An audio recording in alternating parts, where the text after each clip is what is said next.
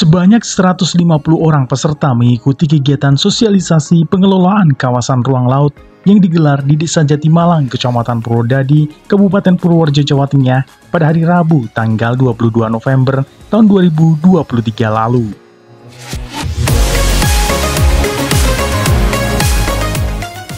Kegiatan tersebut diselenggarakan oleh anggota Komisi 4 DPR RI, fraksi PDI Perjuangan, Dapil Jateng 6, Vita Ervina, bersama Direktorat Pengelolaan Kelautan dan Ruang Laut Kementerian Kelautan dan Perikanan Republik Indonesia.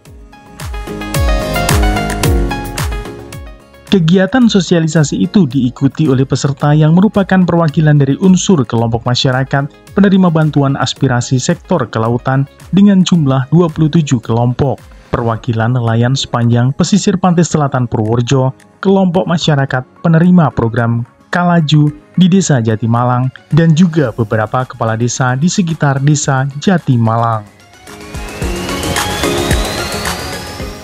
Pada kesempatan itu, anggota Komisi 4 DPR RI, fraksi PDI Perjuangan Dapil Jateng 6, Vita Ervina, juga meresmikan Rumah Joglo Jogosegoro yang dibangun di lokasi objek wisata Pantai Dewa Ruci, Desa Jatimalang. Peresmian itu ditandai dengan penandatanganan prasasti oleh Vita Ervina.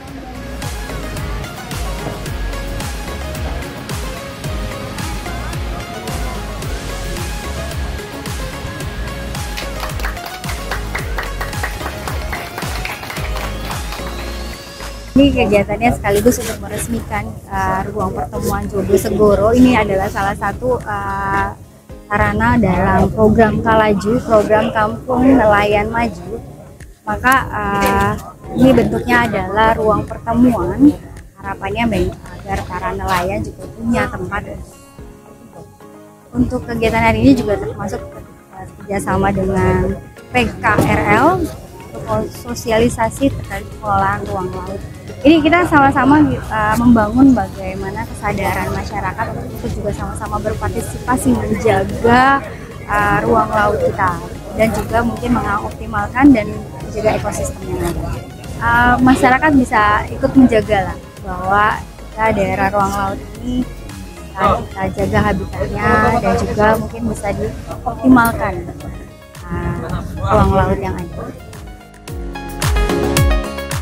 Rumah Joglo Jogosegoro sendiri merupakan sebuah bangunan berbentuk joglo yang dibangun menggunakan anggaran dana aspirasi dari Komisi 4 DPR RI bekerja sama dengan Kementerian Kelautan dan Perikanan Republik Indonesia.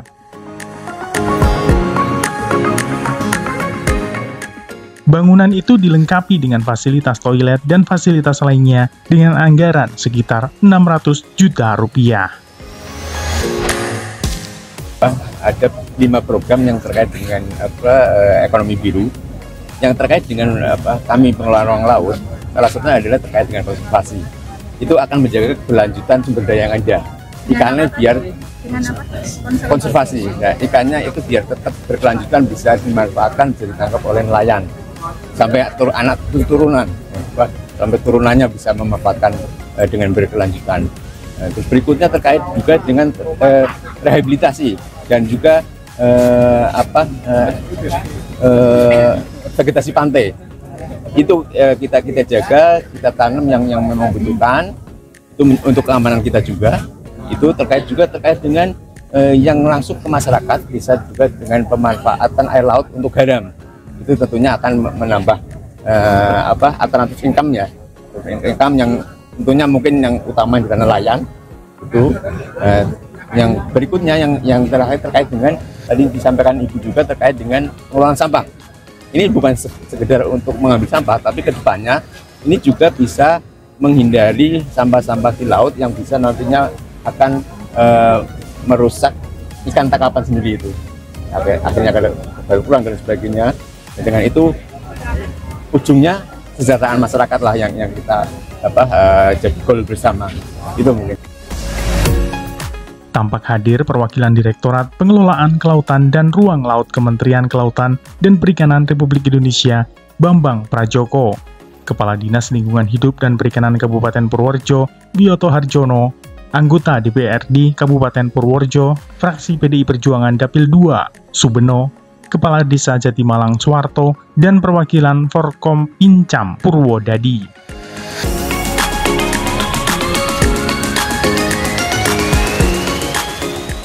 Kita ini punya potensi yang luar biasa di selatan ini. Ada potensi garam, potensi tambak, potensi perikanan tangkap yang beraneka ragam, dan juga potensi ekonomi produktif dari perikanan kelautan. Tapi di samping itu juga menyimpan banyak persoalan.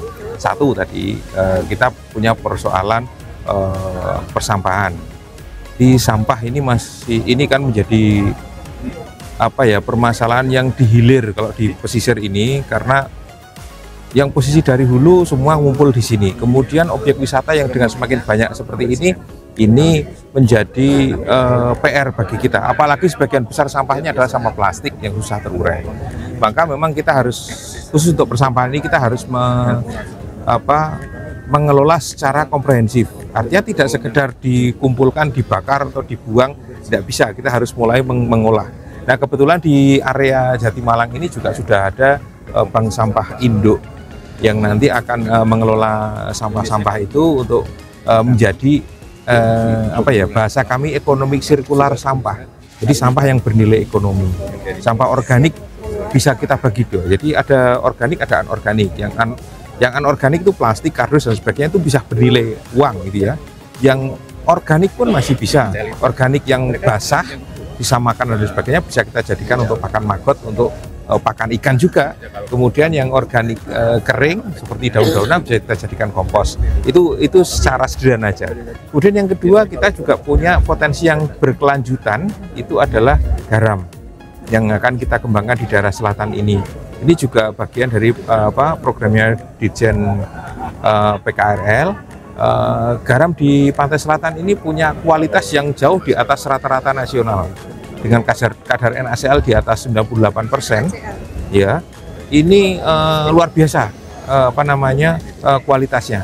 Maka garam di sini nanti pengembangan kita akan spesifik, segmented. Jadi ada garam yang tadi untuk terapi, untuk spa, untuk garam bahkan bisa juga jadi infus dan lain sebagainya. Ini nanti pengembangannya kita berusaha untuk ke arah sana. Jadi kita pengembangan yang komprehensif, sehingga tadi kalau disampaikan dari Ditjen PKRL kita akan mengembangkan ekonomi biru, ya seperti itulah, ekonomi yang berkelanjutan, sehingga titik temu antara pembangunan dengan konservasi itu yang disebut pembangunan berkelanjutan. Sehingga apa yang kita lakukan ini terjadi keseimbangan antara pemanfaat ekonomi tapi juga mempertimbangkan kelestarian lingkungan. Dari Purwodadi, Widarto Begeleng Channel melaporkan.